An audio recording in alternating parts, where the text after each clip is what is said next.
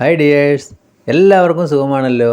ഇന്നത്തെ എൻ്റെ റെസിപ്പി ഒരു ബീട്രൂട്ടിൻ്റെ അടിപൊളി തോരനാണ്. വീഡിയോ ഇഷ്ടപ്പെട്ട് കഴിഞ്ഞാൽ ഒന്ന് ലൈക്ക് ചെയ്യണേ. പിന്നെ ആദ്യമായിട്ട് കാണുന്ന കൂട്ടുകാർ ഒന്ന് സബ്സ്ക്രൈബ് ചെയ്ത് ആ ബെല്ലൈക്കൺ അമർത്തി ഓൾ എന്ന ഓപ്ഷൻ കൂടി ഒന്ന് കൊടുക്കണേ.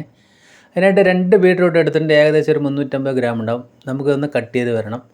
ബീട്രൂട്ട് ഇതേ വലിപ്പത്തിലാണ് ഞാൻ കട്ട് ചെയ്തിരിക്കുന്നത്. എല്ലാവർക്കും അറിയാമല്ലോ തോരൻ്റെ കട്ടിങ് എങ്ങനെയാണ്. പിന്നെ ഒരു മീഡിയം സൈസ് ചെറിയ സവാള ഇതേമാതിരി കട്ട് ചെയ്തിട്ടുണ്ട്, നമ്മൾ ഓംപ്ലേറ്റിനൊക്കെ ചെയ്തതുമാതിരി. പിന്നെ ഒരു അരമുറി നാളികേരം, പിന്നെ ഒരു 3 പച്ചമുളക്, 6 വെള്ളുള്ളി. ഒരു ഫ്രൈ പാൻ അടുപ്പത്ത് വെച്ചു. അതിലേക്ക് 2 ടേബിൾ സ്പൂൺ ഓയിൽ ഒഴിച്ചു കൊടുത്തു. ചൂടാകുന്ന സമയത്ത് 1/2 സ്പൂൺ ഉഴുന്ന് പരിപ്പും ഒരു 1/4 സ്പൂൺ കടുക് ഇട്ട് പൊട്ടിച്ചു കൊടുക്കാം. അതൊന്ന് പൊട്ടി വരുന്ന സമയത്ത് നമുക്ക് സവാള ചേർത്ത് കൊടുക്കണം.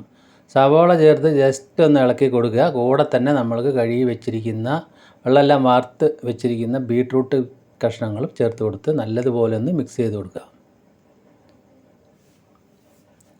അപ്പോൾ നല്ലതുപോലെ ഒന്ന് മിക്സ് ചെയ്യുക. ഇതേപോലെ ചെയ്യാത്തവർ എന്തായാലും ചെയ്ത് നോക്കുക, നല്ല സൂപ്പർ ടേസ്റ്റ് ആയിരിക്കും. ഇനി അതിലേക്ക് അല്പം മഞ്ഞൾപ്പൊടി ചേർത്ത് കൊടുക്കുന്നുണ്ട്. മഞ്ഞൾപ്പൊടി ചേർത്തതിന് ശേഷം ഒരു 1/2 ഗ്ലാസ് വെള്ളം ഞാൻ ഒഴിച്ചു കൊടുത്തിട്ടുണ്ട്. ഈ ഗ്ലാസ്സിനാണ് 1/2 ഗ്ലാസ് വെള്ളം ഒഴിച്ചു കൊടുത്തിട്ടുണ്ട്. എന്നിട്ട് നമുക്കൊരു 5 മിനിറ്റ് ഒന്ന് അടച്ചു വെച്ച് വേവിച്ചെടുക്കണം.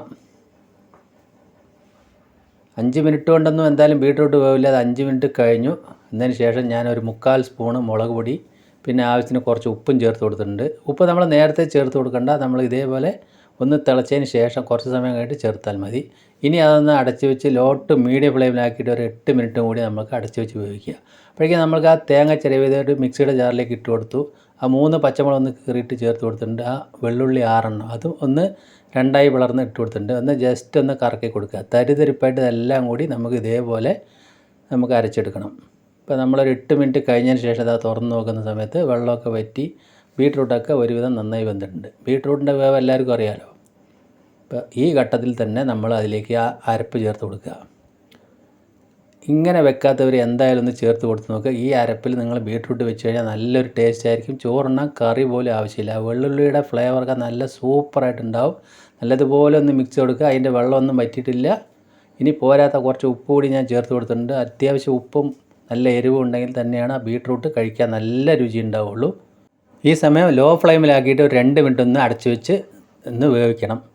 അപ്പോൾ തേങ്ങയുടെയും വെള്ളുള്ളിൻ്റെയൊക്കെ മസാലയൊക്കെ ഒന്ന് അതിലേക്ക് ചേർന്ന് നല്ലപോലെ പിടിക്കട്ടെ. ഇപ്പോൾ നമുക്ക് വെള്ളമെല്ലാം ശരിക്കും ഒന്ന് വറ്റി ഇതേപോലെ കിട്ടിയിട്ടുണ്ട്. അപ്പോൾ ഒരുപാട് അങ്ങോട്ട് ഡ്രൈയും അല്ല. അപ്പോൾ ഇങ്ങനെയാകുമ്പോൾ നമുക്ക് ചോറിൻ്റെ കൂടെ ഈ മസാല തന്നെ മതി കൂട്ടി കഴിക്കാൻ, നല്ല രുചിയായിരിക്കും. ഇപ്പോൾ ഇനി അതിലേക്ക് കുറച്ച് കറിവേപ്പില കൂടി ഞാൻ ചേർത്ത് കൊടുത്തു. അപ്പോൾ നമ്മുടെ അടിപൊളി ബീട്രൂട്ട് തോരൻ എന്ന് പറയാം. എന്തായാലും അടിപൊളിയാണ്. നിങ്ങൾ എന്തായാലും ഇഷ്ടപ്പെടും. ബീട്രൂട്ട് കഴിക്കാത്തവർക്കും ഇത് കഴിക്കാൻ പറ്റും. അത്രയ്ക്ക് നല്ല ടേസ്റ്റാണ്. ഞാനിപ്പോൾ അത് വേറെ പാത്രത്തിലേക്ക് പകർത്തി കാണിച്ചു തരാം. അപ്പോൾ നമ്മുടെ ഈ വീഡിയോ നിങ്ങൾക്ക് എല്ലാവർക്കും ഇഷ്ടപ്പെട്ടെന്ന് വിശ്വസിക്കുന്നു. ഇഷ്ടപ്പെട്ട് കഴിഞ്ഞാൽ ഒന്ന് ലൈക്ക് ചെയ്യണേ. പിന്നെ ഫ്രണ്ട്സിനും ഫാമിലിക്കൊക്കെ ഒന്ന് ഷെയർ ചെയ്ത് സപ്പോർട്ട് ചെയ്യുക. എന്തായാലും ഇതേപോലെ ഒന്ന് ട്രൈ ചെയ്ത് നോക്കുക, എല്ലാവരും ഇഷ്ടപ്പെടും. ഇനിയിപ്പോൾ ചോറിന് കഴിക്കാൻ ഈ ഒരു ബീട്രൂട്ട് റെസിപ്പി മാത്രം മതിയാവും. കണ്ടില്ലേ, നമുക്ക് നല്ലതുപോലെ ഇതേപോലെ പുരട്ടി കഴിക്കാം. വീണ്ടും നല്ല വീഡിയോ ആയിട്ട് കാണാം. Thank you.